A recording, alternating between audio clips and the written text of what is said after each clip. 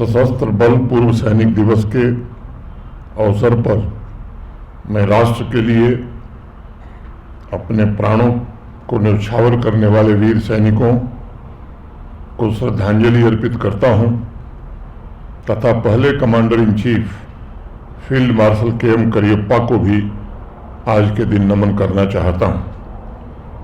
मैं रजौरी की इस पावन धरा तथा युद्ध भूमि के नायकों second lieutenant Ram Raghoba Rane, brigadier Mohammad Usman, Naik Jadunath Singh को भी आज के अवसर पर कोटि कोटि नमन करता हूं। वीरों के बलिदान से शोभायमान रजौरी की इस पावन धरती पर उपस्थित सभी पूर्व सैनिकों, वीर नारियों और उनके परिजनों को भी मैं प्रणाम करता हूं। राष्ट्रभूमि के संरक्षक की स्मृति में आज वॉल ऑफ फेम का लोकार्पण किया गया है तथा पुलिस हेल्पलाइन सेवा की शुरुआत भी हुई है। पिछले वर्ष 17 जुलाई को जम्मू कश्मीर में लेफ्टिनेंट गवर्नर सैनिक सहायता केंद्र भी स्थापित किया गया था। इसे एक डेडिकेटेड इंस्टीट्यूशनल मैकेनिज्म की तरह तैयार किया गया है जो जम्मू कश्मीर में सेवारत या जम्मू कश्मीर के रहने वाले देश के अन्य हिस्सों में अपनी सेवाएं दे रहे सैनिकों की शिकायतों का सुगमता से निवारण कर रहा है। इसके अलावा 2 अन्य निर्णय भी हमने किए थे। जिला सैनिक बोर्ड के सचिव को डिस्ट्रिक्ट लीगल सर्विस अथॉरिटी के सदस्य के रूप में भी शामिल करने का फैसला हुआ है, जो सैनिकों के लिए कानूनी सहायता प्रदान करने के संबंध में उनकी समस्याओं का ध्यान भी रख रहे हैं और मदद भी कर रहे हैं। साथ ही जम्मू कश्मीर जनरल रूल्स में संशोधन करके यह व्यवस्था की गई है ताकि दूर दराज के इलाकों में तैनात सेना के जवानों के द्वारा या उनके विरुद्ध दायर किए जाने वाले मुकदमों से निपटने के लिए एक अलग प्रक्रिया का प्राविधान हो सके। इससे उन्हें अपने वाद मुकदमे उचित तरीके से दायर करने या बचाव करने में सुविधा हो रही है। भारत के सम्माननीय प्रधानमंत्री श्री नरेंद्र मोदी जी के नेतृत्व में ये प्रयत्न प्रारंभ हुआ है कि जिन शूरवीरों ने अपने शरीर का कण कण और जीवन का क्षण क्षण भारत माता की सेवा में अर्पित किया है, उन्हें आवश्यक सुविधाएं और सम्मान प्राप्त हो सके। साथियों, मैं पूर्व सैनिकों और वीर नारियों को राष्ट्र के जीवंत इतिहास के रूप में देखता हूं, जिनके साहस, धैर्य और कर्तव्य निष्ठा ने हमारे राष्ट्र की दिशा तय की है। मैं उन वीर शहीदों के परिजनों के साथ हम सब खड़े हैं जिनके बलिदानों ने हमारी स्वतंत्रता की केवल रक्षा नहीं की बल्कि इसे अक्षुण्ण भी रखा और जिनके जीवन, कर्तव्य, सम्मान और सेवा के सर्वोच्च आदर्शों द्वारा हमने आज़ादी के पश्चात 79 वर्षों की इस विकास यात्रा को आगे बढ़ाया है। इसलिए व्यक्तिगत रूप से मेरे लिए आज पूर्व सैनिक दिवस का आयोजन केवल एक औपचारिक आयोजन नहीं है, बल्कि कृतज्ञता, आत्मचिंतन और गर्व से भरा हुआ एक भावनात्मक क्षण है। हमारी संस्कृति में भी कहा गया है, स्वधर्मे निधनम श्रेयः परधर्मो भयावह, अर्थात अपने कर्तव्य का पालन करते हुए यदि प्राण भी चले जाएं तो वह सबसे श्रेष्ठ होता है। इसी भावना के साथ हमारे पूर्व सैनिकों ने ये सुनिश्चित किया है कि भारत की यह धरती सुरक्षित और समृद्ध रहे। राष्ट्र प्रेम का दीप हर एक हृदय में प्रज्वलित हो, इसके लिए उन्होंने कर्मभूमि के महायज्ञ में स्वयं को आहुति देने का काम किया है। राष्ट्र के प्रति अनन्य निष्ठा, सेवा की भावना और समाज के प्रति समर्पण के संकल्प के साथ हमारे पूर्व सैनिकों ने रचनात्मक भूमिका का भी सदैव निर्वहन किया है। ये सच है कि जो सूरवीर बलिदान देने का साहस रखते हैं वही राष्ट्र और समाज की रक्षा भी करते हैं, और इसलिए पूर्व सैनिकों के लिए सेवा और समर्पण केवल एक नौकरी नहीं होती, बल्कि ये जीवन भर निभाया जाने वाला एक विराट संकल्प होता है।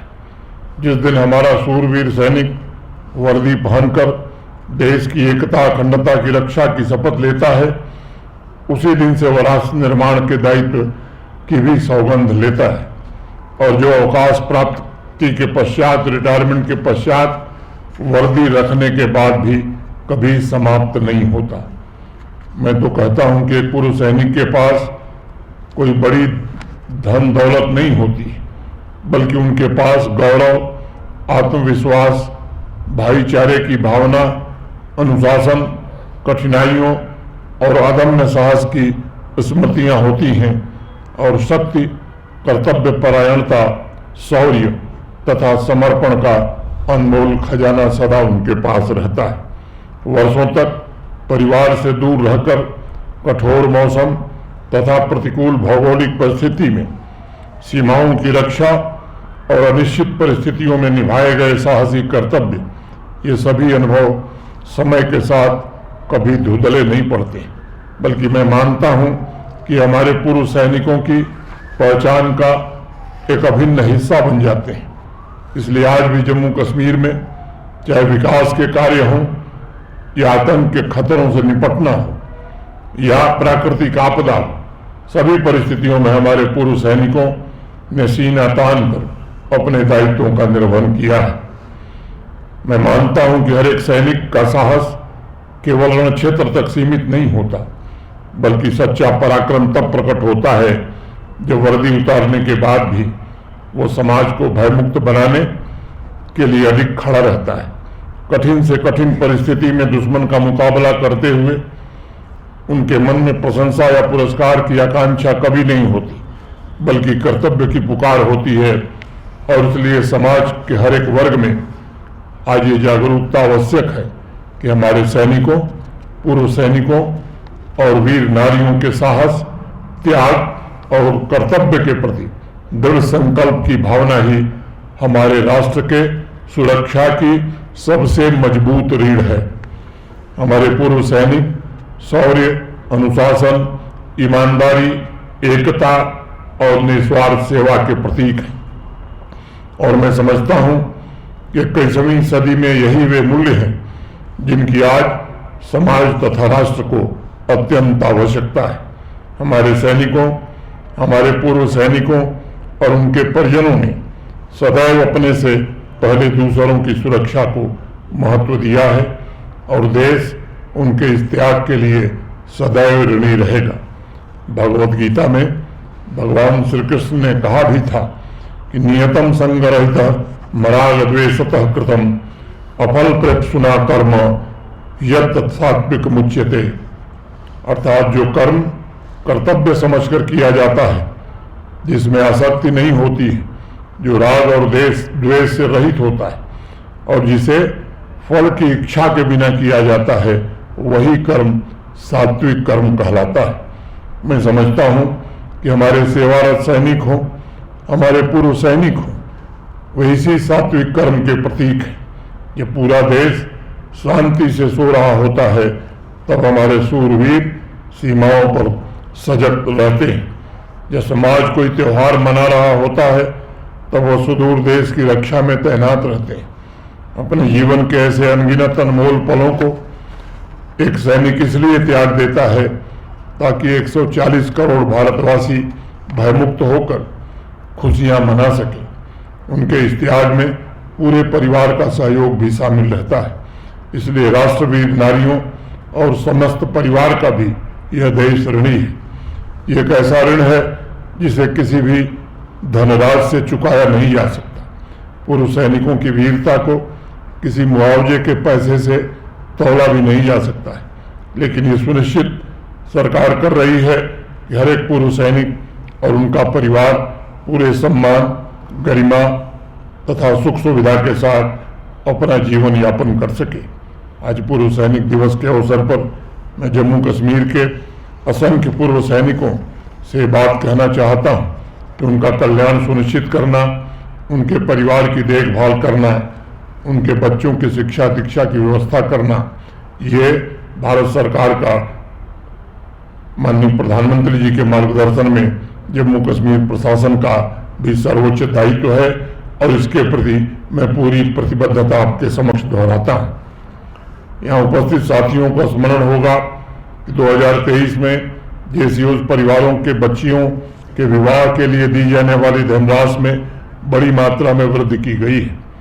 वीर नारी के कल्याण को ध्यान में रखते हुए पुनर्विवाह के लिए वन टाइम ग्रांट की शुरुआत भी की गई है। बच्चों के भविष्य को ध्यान में रखते हुए स्कॉलरशिप तथा इंसेंटिव पर विशेष ध्यान दिया जा रहा है ताकि उनके भविष्य को सुरक्षित बनाया जा सके। इसके अलावा भी मेरी सैनिक वेलफेयर बोर्ड के साथ विभिन्न विषयों पर निरंतर चर्चा होती रहती है ताकि जो भी आवश्यक कदम हैं उन्हें शीघ्रातिशीघ्र उठाया जा सके, जिससे पूर्व सैनिकों और उनके परिवार का सम्मान भी हो सके और एक अच्छा जीवन यापन भी वो कर सकें। आज इस अवसर पर मैं समाज के सभी वर्गों और विशेषकर युवाओं से कहना चाहता हूं कि आपको अपने जीवन में सही मार्गदर्शन पूर्व सैनिकों के जीवन मूल्यों से ही मिल सकता है। पूर्व सैनिकों का जीवन हमें स्मरण दिलाता है कि एकता और त्याग ही प्रगति और शांति की मुख्य नींव है। पूर्व सैनिकों का जीवन हमें स्मरण दिलाता है कि वास्तविक शक्ति अधिकार में नहीं बल्कि निस्वार्थ कर्म में होती है। पूर्व सैनिक इतिहास की कहानियां नहीं है बल्कि वर्तमान और भविष्य के आदर्श हैं। उनका जीवन हमें सिखाता है कि एकजुट एवं संवेदनशील होकर हम राष्ट्र की रक्षा कर सकते हैं। मैं जिम्मेदारी से कहना चाहता हूं कि पूर्व सैनिकों के प्रति अन्य निष्ठा हमारी नीतियों का मूल आधार है और जिस प्रकार आपने राष्ट्र की एकता अखंडता सुनिश्चित करने के लिए समर्पण भाव से अपने कर्तव्यों का निर्वहन किया है, वैसी ही ईमानदारी और संकल्प के साथ आपके कल्याण और गरिमापूर्ण जीवन जीने के लिए हम सब भी निरंतर कार्य करते रहेंगे। कृतज्ञ राष्ट्र की ओर से मैं एक बार पुनः सभी शहीदों को श्रद्धांजलि अर्पित करता हूं। पूर्व सैनिकों तथा उनके परिजनों को मैं नमन करता हूं और आने वाले दिनों में आपके सौभाग्य और सफलता की कामना करता हूं। सेना के वरिष्ठ अधिकारियों और इस आयोजन से जुड़े सभी सैनिकों के प्रति भी हृदय से कृतज्ञता ज्ञापित करते हुए आए हुए अतिथियों के प्रति कृतज्ञता का भाव प्रकट करते हुए मैं अपनी बात यहीं पूरी करता हूं। बहुत बहुत धन्यवाद। जय हिंद, जय भारत।